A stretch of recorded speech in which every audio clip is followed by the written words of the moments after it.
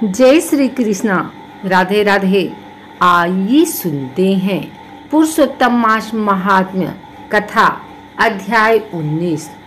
श्री सूत जी बोले, हे तपस्वियों, इस प्रकार कहते हुए श्री नारायण को मुनि श्रेष्ठ नारद मुनि ने मधुर वचनों से प्रसन्न करके कहा, हे ब्राह्मण तपोनिधि सुदेव ब्राह्मण को प्रसन्न विष्णु भगवान ने क्या उत्तर दिया, सो हे तपोनिधि कहिए।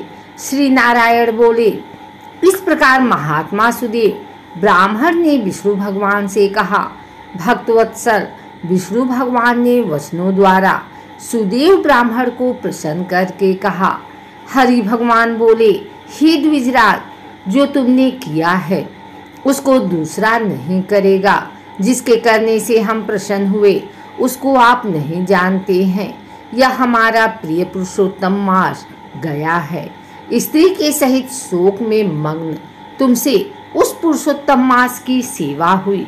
हे तपोनिधि, इस पुरुषोत्तम मास में जो एक भी उपवास करता है, हे द्विजोत्तम, वह मनुष्य अनंत पापों को भस्म कर विमान से वैकुंठ लोक को जाता है।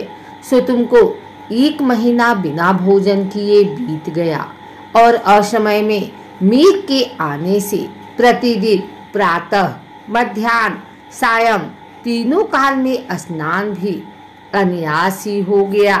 हे तपोधन, तुमको 1 महीने तक मेघ के जल से स्नान मिला और उतने ही अखंडित उपवास भी हो गए।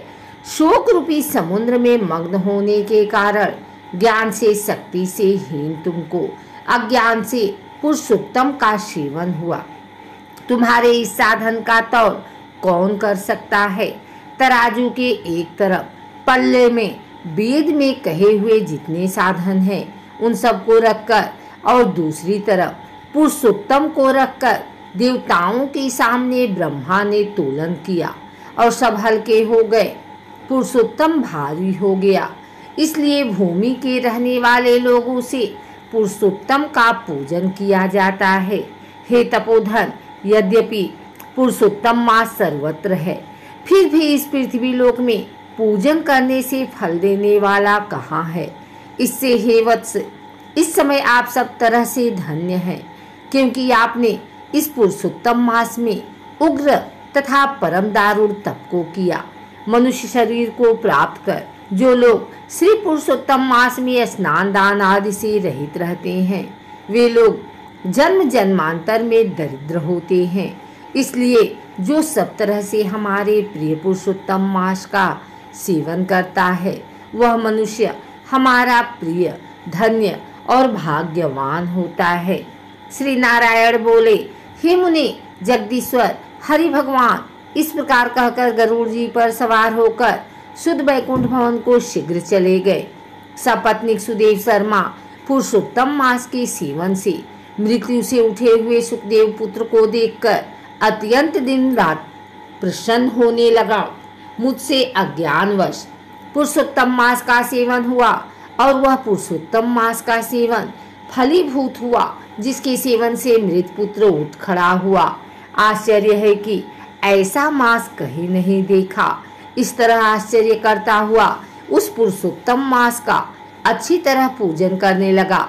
वह सपत्नी ब्राह्मण श्रेष्ठ इस पुत्र से प्रसन्न हुआ और सुखदेव पुत्र ने भी अपने उत्तम कार्यों से सुदेव शर्मा पिता को प्रसन्न किया। सुदेव शर्मा ने पुरुषोत्तम मास की प्रशंसा की तथा आदर के साथ श्री विष्णु भगवान की पूजा की और कर्म मार्ग से होने वाले फलों में इच्छा का त्याग कर एक भक्ति मार्ग में ही प्रेम रखा। श्रेष्ठ पुरुषोत्तम मास को समस्त दुखों का नाश करने वाला जानकर उस मास के आने पर स्त्री के साथ जब हवन आदि से श्री हरि भगवान का सेवन करने लगा। वह सपत्नी श्रेष्ठ ब्राह्मण निरंतर 1000 वर्ष संसार के समस्त विषयों का उपयोग कर विष्णु भगवान के उत्तम लोक को प्राप्त हुआ, जो योगियों को भी दुष्प्राप्य है। फिर यज्ञ करने वालों को कहाँ से प्राप्त हो सकता है। जहाँ जाकर विष्णु भगवान के सन्निकट वास करते हुए शोक के भागी नहीं होते हैं, वहां पर होने वाले सुखों को भोगकर गौतमी तथा सुदेव शर्मा दोनों स्त्री पुरुष इस पृथ्वी में आए। वहीं तुम सुदेव शर्मा इस समय दिर्धनवा नाम से प्रसिद्ध पृथ्वी के राजा हुए। पुरुषोत्तम नाम के शिवंश के समस्त सिद्धियों के भोक्ता हुए। हे राजन, यह आपकी पूर्वजन्म की पति देवता गौतमी ही पटरानी है। हे भूपाल, जो आपने मुझसे पूछा था सो सब मैंने कहा, और सुख पक्षी तो पूर्वजन्म में जो पुत्र सुखदेव नाम से प्रसिद्ध थे, और हरि भगवान ने जिसको जिलाया था वह 12,000 वर्ष तक आयु भोग कर बैकुंठ को गया।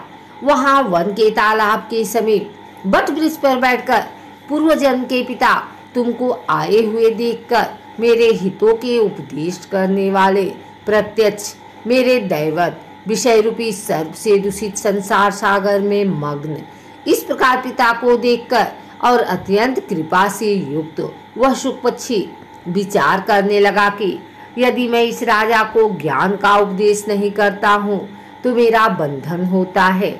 जो पुत्र अपने पिता को पुन्नाम नरक से रक्षा करता है वही पुत्र है। आज मेरा यह श्रुति के अर्थ का ज्ञान भी वृथा हो जाएगा, इसलिए अपने पूर्वजन्म के पिता का उपकार करूंगा। हे राजन दिर्धनवा, इस तरह निश्चय करके वह सुख पक्षी वचन बोला। हे पाप रहित राजन, जो आपने पूछा सो यह सब मैंने कहा। अब इसके बाद पाप नाशनी सरयू नदी को जाऊंगा। श्री नारायण बोले। इस प्रकार बहुत समय तक उस प्रसिद्ध यशस्वी राजा दिर्धनवा के पूर्वजन्म का चरित्र कहकर जाते हुए वाल्मीकि मुनि की प्रार्थना कर असंख्य पुण्यवान राजाओं का राजा वाल्मीकि मुनि को नमस्कार करता हुआ कुछ बोला।